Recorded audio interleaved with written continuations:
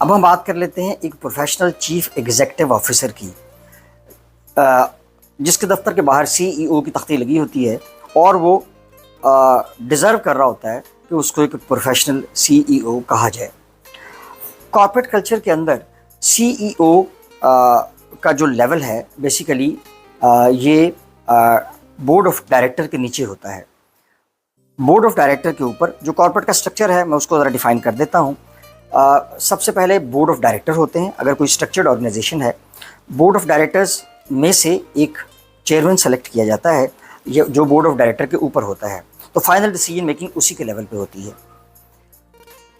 Chairman, board of directors और board of director फिर एक सीईओ को अपॉइंट करते हैं जो कि बोर्ड ऑफ डायरेक्टर्स में से हो सकता है।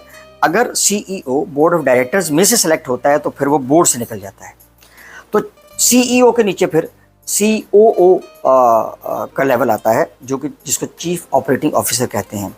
और देन सीईओ जो है वो चूँकि सारे ऑपरेशंस देख रहा होता है तो सारी मैनेजमेंट उसके नीचे उसको रिपोर्ट करती है, जिसमें जीएम्स होते हैं, जिसमें सारे एचओडीज होते हैं डिफरेंट डिपार्टमेंट्स के, चाहे वो फाइनेंस है, चाहे वो एचआर है, चाहे वो सेल्स है, चाहे एडमिन है, चाहे लीगल है, और जितने भी डिपार्टमेंट्स कॉर्पोरेट के अंदर एग्जिस्ट करते हैं वो सारे के सारे डायरेक्टली सीईओ को रिपोर्ट नहीं करते, वो सीओओ को रिपोर्ट करते हैं।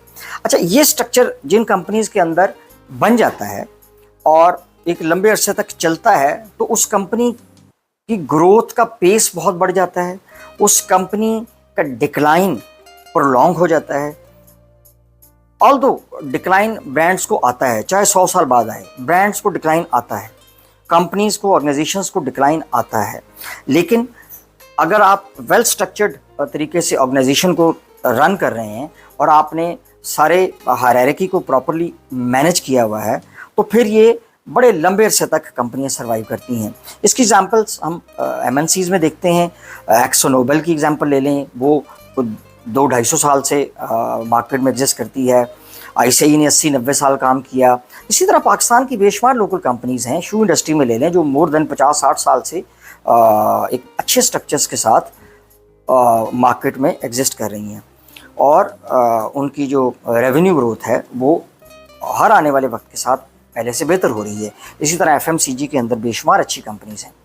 तो अब हम ज़रा फोकस करते हैं सीईओ। बेसिकली एक प्रोफेशनल सीईओ एक सेठ से मुख्तलिफ कैसे होता है। जो सीईओ है उसके 4 कोर जेडीज़ हैं। सबसे पहला उसका जेडी है प्रॉफिटेबिलिटी, दूसरा उसका जेडी है ग्रोथ, और तीसरा उसका जेडी है सिस्टम डेवलपमेंट, और चौथा उसका जेडी है टीम मैनेजमेंट या टीम डेवलपमेंट या टीम फॉर्मेशन। ये 4 मेजर उसके कोर जेडीज़ हैं जिस पे रह के उसने फोकस करके काम करना हो। इसके अलावा सीईओ ने कुछ नहीं करना।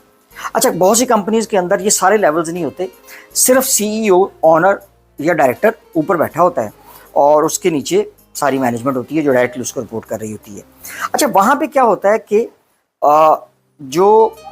उसके कोर जेडीज़ हैं वो इसलिए इम्पैक्ट हो जाते हैं कि वो डायरेक्ट ऑपरेशंस में घुस जाता है।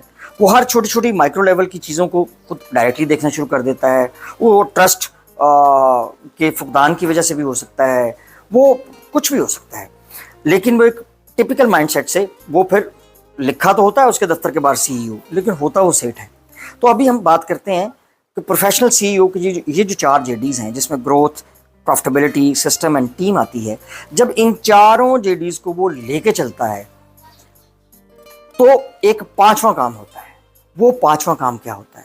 वो 5वां काम सस्टेनेबिलिटी होता है।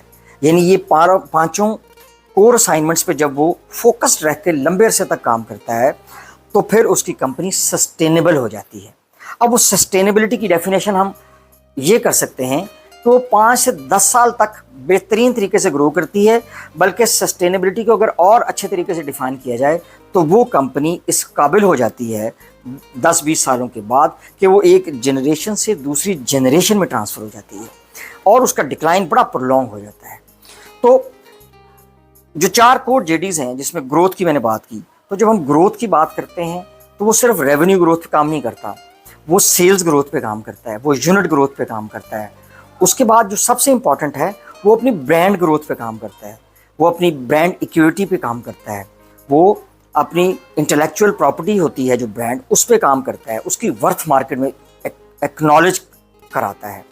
इसके बाद प्रॉफिटेबिलिटी की बात करें तो प्रॉफिटेबिलिटी में सिर्फ रेवेन्यू ग्रोथ नहीं होती कि, क्योंकि रेवेन्यू ग्रोथ के तो बेशुमार फैक्टर्स हो सकते हैं।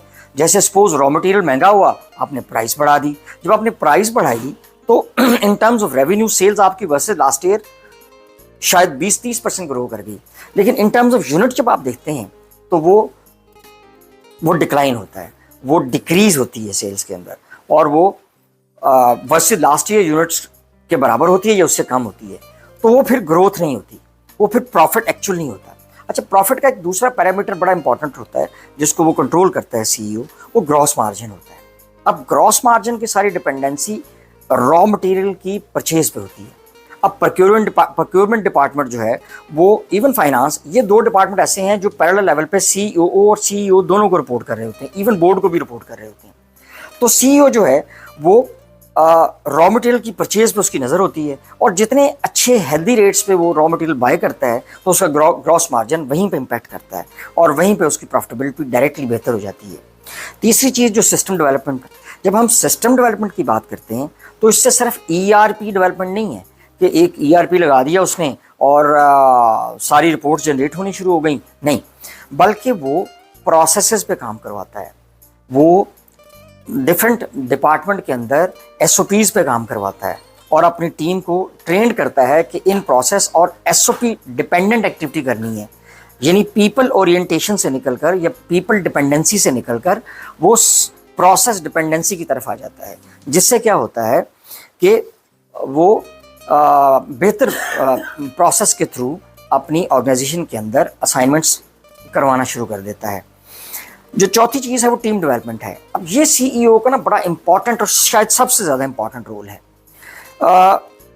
वो सारे डिपार्टमेंट्स के बेहतरीन हेड्स सेलेक्ट करता है। पहले तो बहुत से डिपार्टमेंट सेठों की कंपनी में होते ही नहीं है, बहुत सी सेठों की कंपनी में एचआर होता ही नहीं है, बहुत सी सेठों की कंपनी के अंदर एक असिस्टेंट अकाउंटेंट बैठा होता है, finance proper as a department exist ही नहीं कर रहा होता, इसी तरह लीगल का डिपार्टमेंट नहीं होता।